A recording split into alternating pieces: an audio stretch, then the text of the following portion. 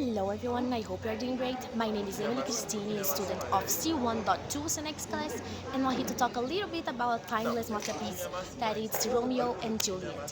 Which one do you ask? Because since our dearest William published the play in 1597, a lot of adaptations were made in the most varied formats like books, animations, films, animes, and my favorite, mangas.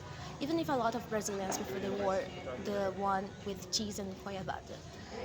Anyway, I'm here to talk about the specifically Romeo and Juliet 1968 version, directed by Franco Zeffirelli, starring Olivia Hussey as Juliet and Leonardo Whitman as Romeo, that portrays a tragic love story where the two main characters are supposed to be sworn enemies but fall in love.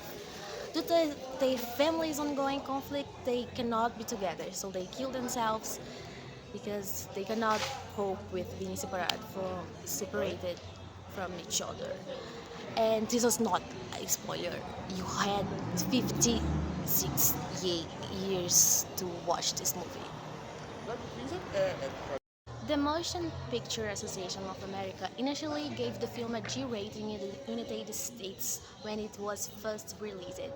Although it re-rated into a PG rating in its 1973 re-release, and Rotten Tomatoes give the film a fresh score of 95% based on 41 reviews, with an average rating of 8 in 10. Accompanied by a positive consensus, the solid leads and arresting visuals make a case for Zeffirelli's Romeo and Juliet as a definitive cinematic adaptation of the play. However, not even Jesus pleased everyone. A film it's nothing without its detectors.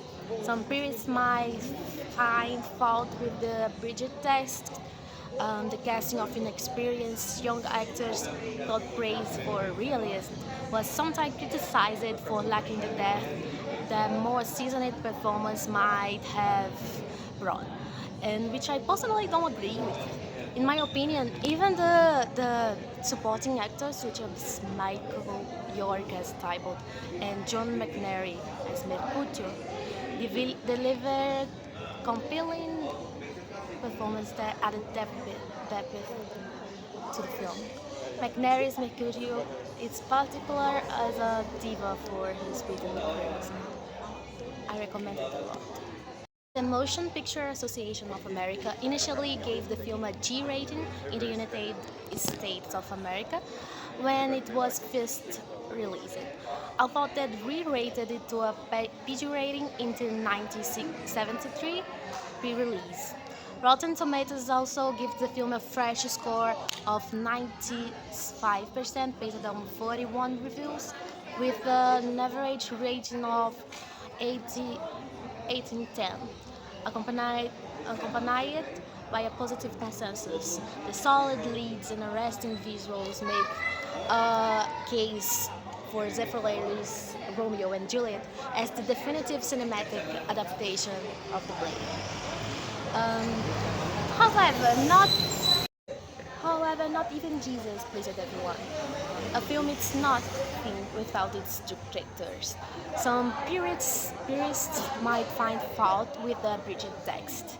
The casting of inexperienced young actors, thought praised for realism, was sometimes criticized for lacking the depth that more seasoned performers might have brought, which I personally don't agree with.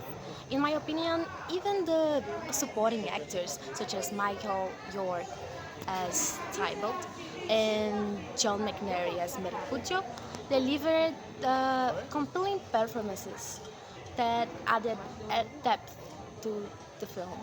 McNary's Mercutio, in particular, is a diva for his wit and charisma. I recommend it a lot.